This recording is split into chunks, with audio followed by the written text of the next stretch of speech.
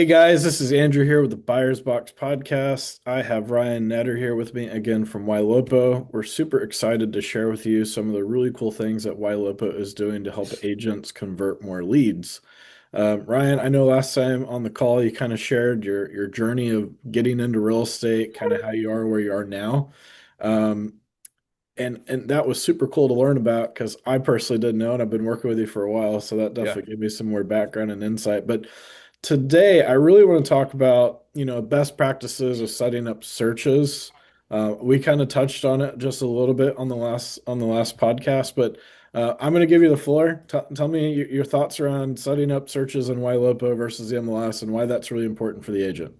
Yeah. So I think again, talking on the last episode a little bit is understanding, the full, just not like, IDX to MLS, but understanding like consumer behavior tracking to AI activation to remarketing to lead routing, right? To conversion automation. So like everything that you're doing within Ylopo when you put a lead into the system is triggering all these different technologies around it that are going to help you with the long-term ability, right? Of again, when I said like a client, like most of the time consumers, they just don't know what they want. And I think we're so obsessed with trying to get them what they want that sometimes we don't step back, right, to understand, hey, like you might not even know what it means to buy a house, right? We go on Google homes for sale in Myrtle Beach, South Carolina, and we think we're the expert, right? Or we were going there because we wonder, we have discovery. We're like, I don't know something. But then something comes up, and now the consumer feels like they're a total expert because of what's being shown to them, right? And then we start talking to them in this way that they know where they want to go because of, other lead sources that maybe that conversation is that they're ready to go see a particular house, right? So with Ylopo, I look at, again, MLS doesn't tell you what a lead viewed, doesn't tell you the return visits, favorites, behavior. Like sometimes you can see the stagnant, hey, I hearted it. Can you go let me? And I'm searching for a house right now, and it's through my fiance's mom, actually in Dallas. Hey, can you go heart them? And then through the MLS, and then maybe I'll let you know when I see those emails later. Like it's just such this, okay, we wait. And so in this real time of being so distracted when a consumer doesn't know what they want, and now we're trusting these stagnant searches to happen, that consumer can find someone else's technology pretty quickly and maybe move on from you, right? So with Ylopo, why not look at something that tracks every view, tracks every click, tracks every search, right? Identifies high intent behavior with adding signals there or tags to put that lead right in the CRM follow-up boss, to be able to see it to say, hey, this is probably someone I should be acting on, not somebody that hasn't taken that action yet. Not meaning that they might not take that action, but it's just a consumer that doesn't know what they want even more, right? And so it takes certain amount of attempts and touch points to get them back, in the ecosystem to talk to them again. But more and more, if you can have that real-time behavior, I keep saying it, when you can meet a consumer where they're at, I think that's where technology is going to help us in the future, and it has started to help us more and more in the future. Okay. Hey, that's super awesome. Yeah. Let's talk a little bit more about, setting up that search though. Like, is Yeah. there any optimal like frequency, like how often I should be sending it? Do you have Yeah. any suggestions of how we set up the search? Obviously, we want to try to get a specific for the client Yeah. associate Of course. Of possible, course. but like what are some like best practices around that so that you can make sure that that person stays with on your YLOPO site and they continue to search? So I think the biggest thing is a wide net. So more and more when a consumer doesn't know where they want, setting them up on a certain amount of locations based on a certain price point that is bigger, a minimum, a maximum between, hey, maybe in this market they could buy someone at something at 200,000, but they may be able to buy something at 800,000. Just that person in the beginning of the process that is just starting this. If you go in there and you're like, oh, I'm gonna assume they want to be in this area. I want to assume they want to be in this price point. You're cutting yourself off from what? Where we see it today. Everybody wants more options. Show me everything. I will make the determination. I'm the consumer, right? Don't hide things from me because you feel like that's your strength as an agent, right? It's not. I think agents think their power is the way that they hide information from from the consumer. And I'm like, no, let the consumer have more, and they'll ask you better questions, right? Yeah. And you won't have so much assumption. So I think the wide net, the more that you can get 1,200 to 3,500 listings, like Ryan, that's a lot. It's okay because with Ylopo, the more that they click around to stuff that they like, the more that the intention, the behavior is there, the more we'll continue to keep sending them the stuff that they like, right? So the starting out wide net, but if you stagnate search it right away to go, oh, they'll never buy there, Ryan, right? It's funny, Andrew, Myrtle Beach literally had an agent for about a year, was like, it's that concept that there's like a community with a house. They like, I want to be there, but in Myrtle Beach, there's a lot of other communities that look similar, just Yep. maybe different. And so it took about a year. This agent was like, right, like I kept it stagnant in Wailopo as I wasn't sending out, I was just keeping it in the parameters. And in reality, I ended up coming back like a year later when I learned the person a little bit more and was like, hey, can I ask you the hard question? Like, I have a similar community and a similar house just in this other place. Can we go look at? And you guys like, why did we talk about this 6 months earlier, right? It's because he couldn't see it. And so I Yeah. think that, so it's very important. Hey, if you feel like someone's going to get upset, so I know an agent, hey, they're going to get upset if I'm not soundboarding what they're telling me. I get that. So stagnant's not bad to have on top of a dynamic, right? So now you have two. What if they bounce back and forth with it? Great. You're providing that information to them, right? So I think the more you can open it up, then the less that you're trying to show, a lot better within that search as well. Okay. And how often do you think we should be sending that search? Yeah. So again, when a consumer starts in the beginning, I think the most important thing, and I am sorry to tell people this on this call if it hurts them, but it's the call, right? So more and more when you're making that call out, I like to do, there's some comfortability with different people. As an inside sales agent, or when I used to do it, I would send a text and send an email with the listing alert in it.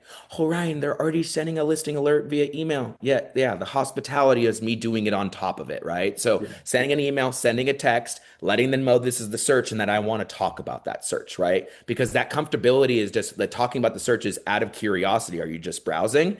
And so I'm trying to lead them into that conversation to say, hey, all that we need to do, even if you are browsing or shopping, we're using that link as our shopping cart, I call it, right? And that shopping cart is the continuous way that you need to keep it. So on a continuous basis, if you feel like you're not able to ask hard questions, I would tell you people are not going to let you ask hard questions by sending them what it means to apply for a loan or how to apply for a loan or how to get pre-approved. But you start showing them value of a listing alert just out to them, right? With you sending it the link. So value, I say it one, value, value, value, ask. You have every right to ask after the call with the listing alert link if you've sent it enough to say, hey, I know that we've talked about something. I know this is the area and locations, but I see we haven't, gone any deeper. Do you mind asking when we're going to go a little deeper? Because you've earned that right by giving them value. But if you don't give them anything and you come a month later and you're like, are you ready again? And all these stagnant conversations. So use that link as your fishing rod.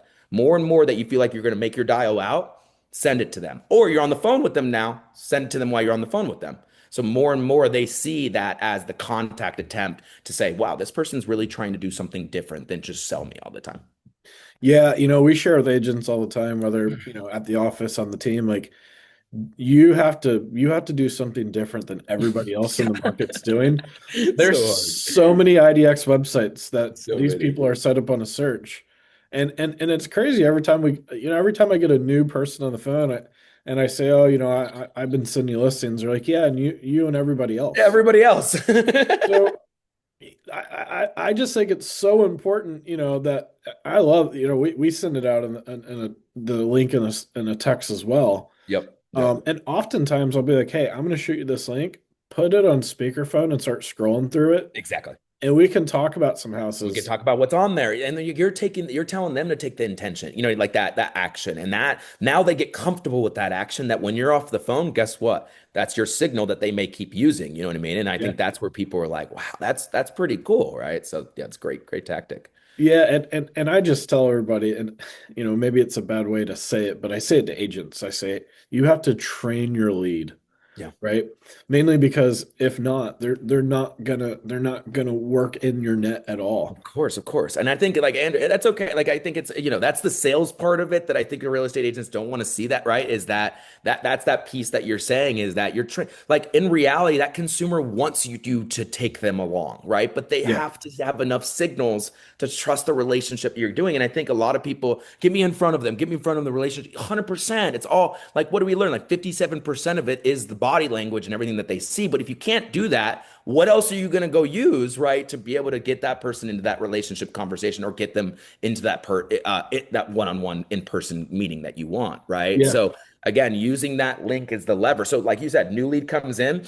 I'm even doing it on a custom email now that the listing alert can be added into the emails being out to say, hey, you just searched, but hey, here's your general search. Let me know what you think. And you keep sending that. You get in the open rates. You now start sending it as text messages, and now you make dials in. That's making those more and more of those serendipitous moments, like where consumers on the website and you're calling into it. That's what you're trying to find, because then now you're getting those phone calls and the conversations that you really need. I think people think this email text is like the way that you should keep talking because they answer. It's the signal to like parse the next time that you can get them on the phone.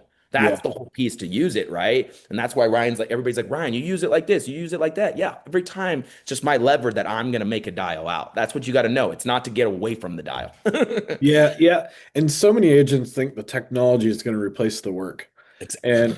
And it never does. Never does. Never It does. never It just does. helps them that much more, hopefully, Yeah. you know? Awesome. So I really love the search. I think we covered a lot on that. And I heard you mention a couple times AI. AI is one of those words, so tell me what Ylopo is doing with AI and how it's helping agents. Yeah, I think the most important thing to tell every agent on this is that, AI has maybe ruined some kind of relationship they had. And I think that's okay to say, but I think it's understanding the limitations and I call it like the configurations of technology. As much as people want technology just to work the way it's going to work, it's so important to understand what it's working. And I think that's the conversation. If you're ever going on to any way, AI talk, right, is how are people engaging? If you're showing homes with them, it's probably not the best to ever have a stage of showing homes having AI talk to that lead, right? Because hopefully we are trusting you with that relationship. And so I think about this more and more. If you know what a pond is, or you're just thinking about your database that is not active right now, I think it's so awesome to see AI tech. So I talk with AI techs because I think that has less limitations and regulations around it now because we're so used to it as a society, right? So about 8 years, I mean, we've had AI text going on in an old school way was Raya. Now it's just moved over to AI text. But it's the ability to reach out to cold leads or a lead that Andrew maybe generated 5 years ago. And it's not saying they don't want to buy, but again, that person that's not knowing what they want. And maybe somebody hasn't helped them, right? Because we haven't slowed the process down and life has happened for them. So now AI drops a text that says, I was going out through my files and just wanted to see if you bought a home. And you're finding out, hey, I already bought. Like, I think people think that's a negative, but I think Andrew would tell you that's something that would help you clean your database, that your agents don't have to continue to keep talking to the same person that upsets them, right? And that, Yeah. guys, that leads to like burnout. I think people don't understand this kind of stuff of like, oh, they opted out. This is crap. Like, no, no, like get that stuff out. That's why I think people just want it to be successful. But what can it also help you to get rid of something to now allow you to be successful again? So it's signals. Signals is what I'm talking about. So, the more and more AI texts now say someone's like, hey, I haven't bought yet. No one's been helping me, right? Been trying to find the right person to help me. That is the signal now that AI, that conversations that agents can get in there and start setting themselves appointments. Not so much of an inside sales agent where now you're having to take 5% of your 3% at the end of the transaction and stuff like that. But now text message could be the signal that you can take it over and say, hey, Ryan Netter is one of the best agents on our team. And now you're following up and saying, hey, it's Ryan Netter. I'll give you a call later today at 5 o'clock, right? So it's allowing that like nurture process or that prospecting to be like, I can't do that. I'm so busy, but you know it needs to happen, right? And Right. so where can you dedicate this time, every day just to be answering three signaled leads instead of reaching out to 200 that you're just calling again? But you still have to call them, right, Andrew? That's what you're Yeah. saying, right? Yeah. So that's the biggest thing with AI text is have it work more and more of this old database, old stuff, but don't also with the when it's working old stuff, have the expectation of what is old, right? And what I mean by old is there's a certain amount of talk contact attempts. Like you just, what was the word that you said when you said about a client? You got to start warming them, bringing them into your world, right? Yeah. Like that's, hey, just because a lead you haven't talked to in a lot of ways and you want them to like, hey, I'm not interested right now. Okay, can I take over that conversation and say, hey, you're not interested right now, but are you interested in 6 to 9 months, right? It's just that it's that signal. It's the opener, you're still the closer. And so that's Yeah. why I think I love what I'm teaching today in society is that it just keeps coming back to the work works and you can set up all this stuff in the beginning of it. You can do everything at the top of the funnel, but are you still doing the right things to get to the bottom of the funnel to convert them? You know what I mean? And I think that's where AI people are like, I just see it all happen up here. Well, slow it down and recognize what those signals are. Because it's funny, I went through a client recently, Andrew, even on like the AI voice side or AI text, and just kept missing these weird signals. But then you see an agent reach out right after sometimes, and maybe they miss a signal, but hey, that agent just had a 10-minute conversation because they didn't, I know they didn't recognize what the signal is, but that signal probably helped them get on the call. And if Of they realize course. more of the signal, do you think they'd sound better on the call when they made the call out? Hey, you were talking to my assistant. I saw you were looking for 3 bedrooms, 2 bath. It already found your LP mama for you. Use it. Use it as your tool belt, right? To then the consumer's not doing the, I call it the four assistants at a bank, the bank to bank to bank to bank assistant. And you're like, hold on, don't you guys work at the same company? You know what I mean? Aren't you talking to each other? Right, right. Right. So that's kind of where I'm at. But make that transition. Don't make it that they have to restart everything they just said, because that's not going to make them happy. Yeah, you hit on two things that I thought was really important. So, the AI finding out that they bought a house, for me, as a leader in an organization that I manage a lot of the leads, Mhm. whether, the production of them and getting them to the agents. Yep. If I see a lead bought, I know that I created a good lead, There you go. You're doing the right? right thing. I'm doing the right thing. But Now, where did we miss the mark, right? Like, where did we? absolutely. Yeah, so I'm always like, okay, well, they bought. Well, why'd they not buy with us? Yeah. Right? The other thing too that I've found fascinating in our database, and I really find fascinating in real estate in general, is realtors have been sold on new leads are always the best leads, and you need more leads. And as someone now that's been generating leads for a very, very long time and has a pretty Yeah, large you have. database, Yeah, you have. I have noticed that calling the older leads that are now being contacted by AI, I have a little bit more intent on that phone call. And you kind of said, yeah, they've already done the LP Mama Yeah. or at least gotten a portion of it. And, Yeah. I can get on the phone, I can connect with them, maybe find out the motivation of why they wanted the three bed, two bath. Exactly. So, Meeting the consumer where they're at more. You know what I mean? Like, hey, yeah, yeah. I already got to the point of discovery of what I want, but now it's the motivation that's still that's not there. And it's like, now let me get into that. You know what I mean? 100%. The last thing I really want to kind of cover is how buyer patterns have shifted. Now, you and I have both kind of been in the same market. Myrtle Beach, we're definitely a Yeah. second home. We get a lot of retirees down here. And I talked to a lot of different agents about a lot of different ways that you can generate business, whether it's cold calling, circle prospecting, doing the open houses, doing the leads, doing portal leads, whatever that is, right? But I've definitely noticed in the last couple of years a big shift. What are you seeing in the shift of buyers, the way that they're, finding the house, finding the agent, starting the transaction, as opposed to you go 15, 20 years ago, they had to go to the office and flip open the book with the realtor and look at pictures. Yeah. So, Yeah. the other I thing, call, yeah. Yeah. the other thing I'd really heard that you said is like sharing all the information and there's brokerages out there right now saying we should hide listings and all these other things. And, I, my opinion is if as a seller or as a buyer they're both going to get the best opportunity by sharing all the information on the market. It's going Exactly. to bring the best buyer or the best sell. So what are you seeing on your side, especially being on that side of the world now?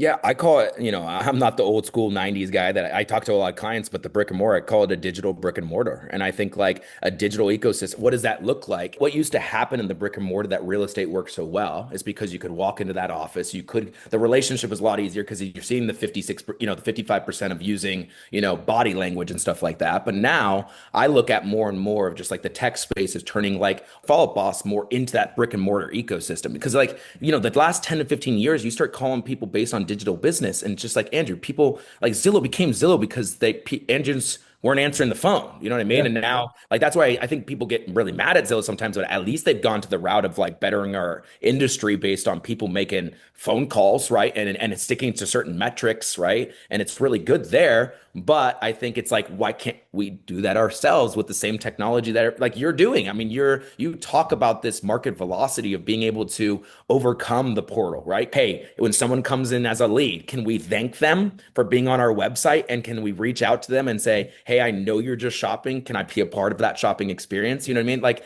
it's just these worlds of like turning that lead into a human. But how do you do that with systems? And I think that's what's hard for people because they're overcomplicating. They're spending all the time building. The building part, like I said, is the easiest. It's how you hold the standard and the accountability to what that is and creating that digital, that experience that I think people still need is the relationship. And that's why like the pond ecosystem and getting agents into that has been where I've seen like the shift a lot more, right? I think people are saying, and okay, so now looking at the consumer more and more, the consumer once is just distracted. Right. And Yeah. so with that, when I say digital experience, like you're going to be able to catch them on a little quicker and not allow their distractions to go on. But when their distractions happen, hopefully you're still there. with Ylopo, you're remarketing. I'm going on Facebook, I'm going on Instagram, I'm seeing the same stuff over and over again, right? Or hyper local. And you guys, you're creating this, podcast. Are you doing things in your local market through YouTube and stuff like that? I think people want to get this hyper local world. There's people talking to you about you, but you have to create stuff to get there, right? And so, like more and more that you can put yourself out there on that hyper local level, but create it from it starts with your database. I think Travis Halverson and everybody's like, I love when you create the TikToks, but notice what the TikTok does to get back to the database, right? Like, doesn't matter. And it's so cool to see like some of these big teams now, you see the source in there, it's TikTok, and you're like seeing them talk to AI text or them get like on a website and, trigger Y Home View 3 and they're looking at properties, and you're like, oh my God, that lead was just from TikTok. Like, that's what's cool about all these digitizing, more and more of the brick and mortar experience. So think about how consumers want to talk to people, how they want to be grasped, and try doing that with your systems. I think people just set stuff up because someone else did it. And it's like, oh, yeah, great. This is like someone else did this. And it's like, have you gone through that experience? It's kind of funky the way you would do that, right? And so Yeah. I think that's very important. Yeah, I think you definitely hit on a lot of really good things, especially the digitized thing. So, I've noticed more over the years, most consumers are finding that the next property they want to purchase online. Yeah, And, I tell agents all the time, like, if you can get in front of them sooner rather than later, you're going to win. you're gonna Because win. typically they're going to work with that first agent that they have that good interaction with. And we've even kind of went a step further in our organization. The calls are important, the texts are important, the emails are important, some videos and stuff like that. But we've started bringing people in on Zoom calls, Of course. 100%. because a lot of the people that we're working with, they're in the Northeast, Yeah. so I remember they're being coming there. The one down. guy was like, I gotta have surgery, dude, in Baltimore. You're like, why don't you, would you rather have surgery on the beach or up in Baltimore? You know what I mean? But Right. it's like, it's making them, really understand that experience that they can live. And it's like, rather, be cured in a beach area than having snow around me all the time. You know what I Absolutely. Well, mean? well, Ryan, definitely a pleasure. I really appreciate you coming on these two episodes with me. Awesome. If It's a anyone wanted to pleasure. reach out, had any questions about Ylopo, what's the best way to connect with you or someone else from the company to get the best information? Yeah, rnetter@ylopo.com is the best to email me, and I'll, get you in touch with the right person. But I would also probably, Andrew knows me, just hop on a call with you myself and see what I can, dive into and what kind of opportunities I can create for Ylopo all the time. So, yeah, rnetter@ylopo.com will be the best And place. and just so everybody knows, that's Netter. It's Netter, and also on Facebook, DM me as well. Also following a lot of clients and taking pictures and experiences and stuff like that that I run through. So would love for you to have as a follower as well. Awesome. Well, Ryan, really appreciate it. I'm sure we'll be chatting soon. And to all of our See listeners, you on our meeting tomorrow. on our meeting tomorrow. Absolutely. Thanks, man. Have a Thanks, blessed day. Andrew. Appreciate you.